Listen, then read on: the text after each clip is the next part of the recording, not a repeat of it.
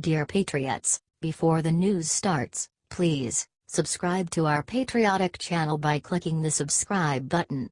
Give us a thumbs up to this video. Don't forget to leave your opinion below in the comments section. Share the news on Facebook and Twitter so you friends see it. Thank you.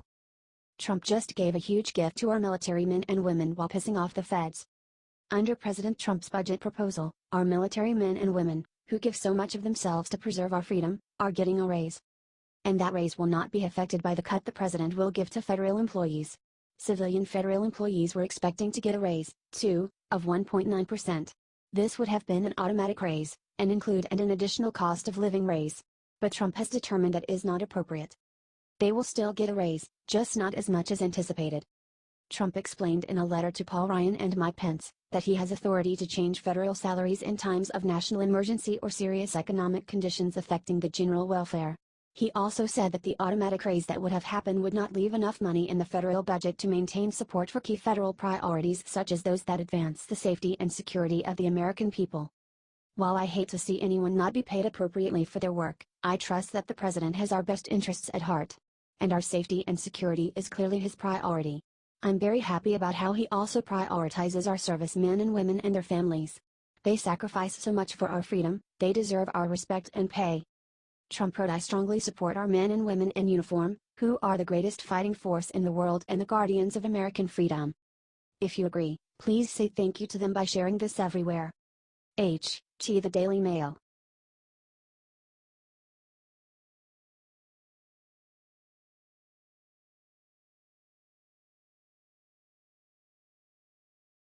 Trump is about to do the incredible to get key Democrats to betray their party.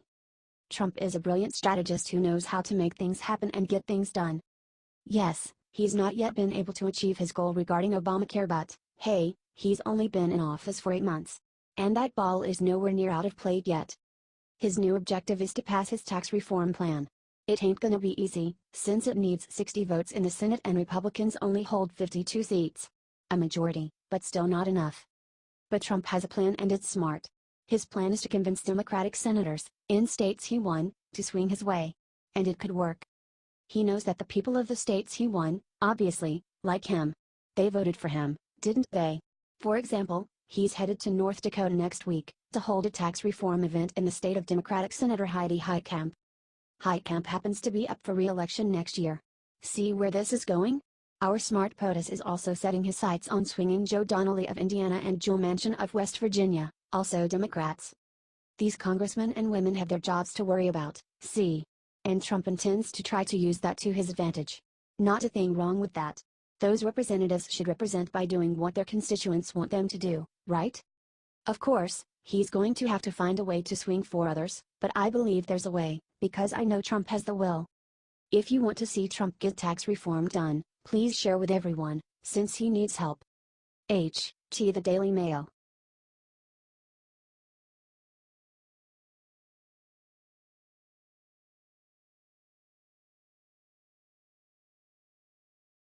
Maxine Waters just caved. Look what she said about her working with North Korea. Maxine Waters has the brains of a bag of rocks. She is now pushing our negotiations with North Korea to, as she said, give them what they want. Nobody has told her that Kim Jong-un wants the absolute destruction of the United States, says MRC TV. Based on what she said to TMZ, Waters is totally happy with North Korea telling the US what to do. The United States State Department must be stacked up to deal in diplomacy, Waters said. I want us to be very careful, very alert to what is happening and to avoid war, Maxine repeated. Maxine Waters does not appear to be working for the American people. She seems very averse to protecting the American people. Do you think Maxine Waters is a menace to society? Here is what she said about Trump. This is something that we should be very concerned about, but this is not the time to go bluffing and threatening. This is a time for a diplomacy, Waters said. Share this if you are tired of politicians bending over North Korea. We have had years and years of this and nothing has gotten done. Get this out there. Expose Maxine Waters for the yellow-bellied politician that she is. Come on, get this failure of a politician voted out of office.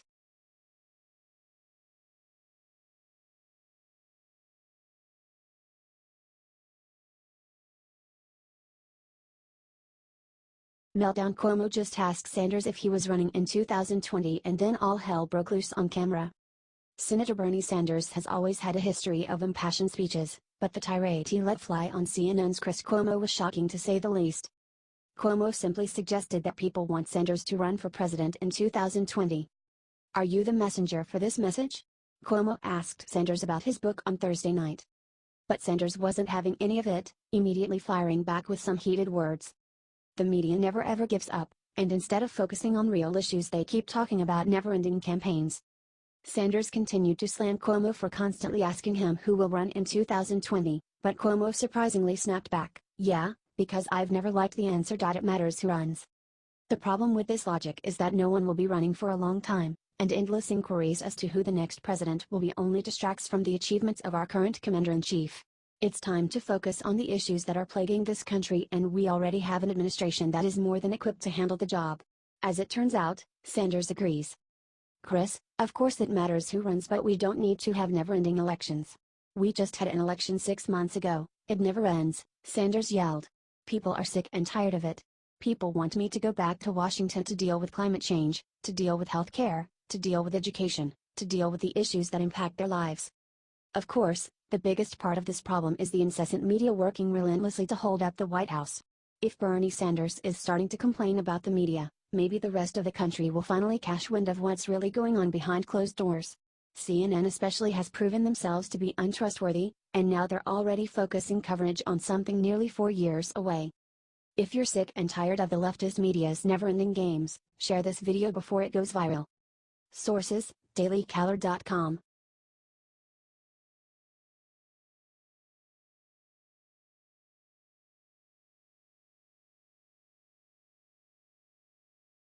Justice wins. New FBI director just made every Antifa a criminal with just 2 words. To anyone who has been to a Trump rally or even watched an internet video, there can be zero doubt that Antifa are a bunch of dangerous and violent psychopaths using force to destroy our country. That much is a fact.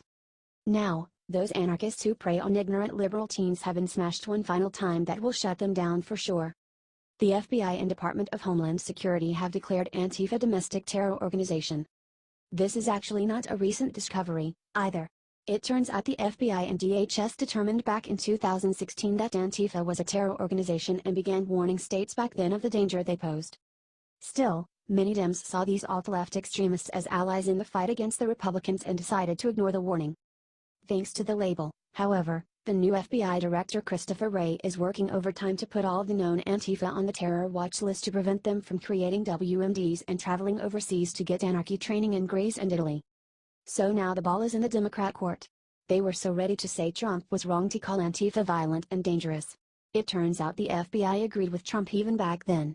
Help share this major report everywhere and put Antifa away once and for all.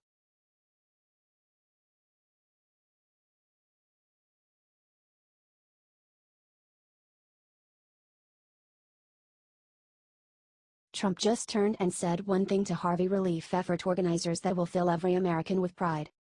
Hurricane Harvey has been a horrible reminder of the power of nature to cause devastation, but if there is a silver lining, it has also been a reminder of the power of Americans to work together to help each other. President Trump said exactly this when he invited representatives from the Red Cross, Salvation Army, and Southern Baptist disaster relief organizations to thank them for their tireless efforts to help those in need. President Trump applauded the efforts and quick response of these 3 organizations to install relief efforts to those in Houston and the surrounding area, as well as the work of Vice President Mike Pence to visit the people of Houston. Here's what Trump had to say. "These people have been absolutely incredible in what they've done. I would like to thank them and their staff and volunteers for the incredible work they're doing and in helping people affected by Hurricane Harvey." President Trump then asked First Lady Melania to speak, and she again thanked the efforts of volunteers and Americans helping each other through this horrible natural disaster. Watch President Trump's full statement here. Then the representatives from the relief groups followed up, thanking the other groups for their collaboration and combined efforts to help as many people in need. The Salvation Army has already served hundreds of thousands of meals and plans to serve millions to those in need. God bless America and our president. This is the power of America when we put aside our differences to help each other.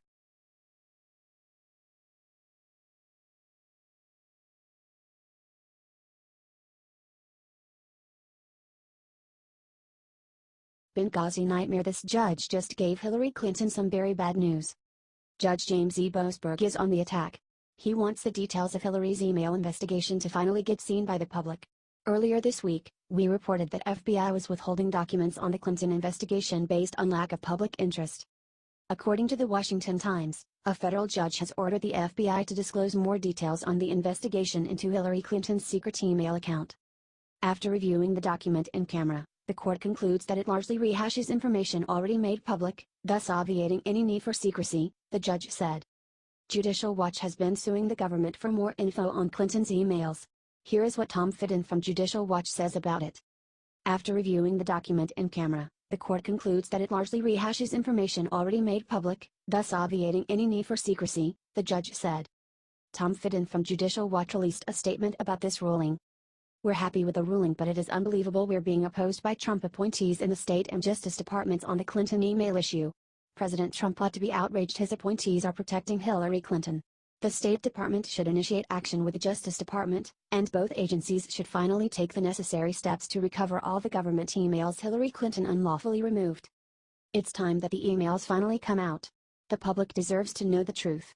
Get this out there, patriots. Don't back down in the face of this evil.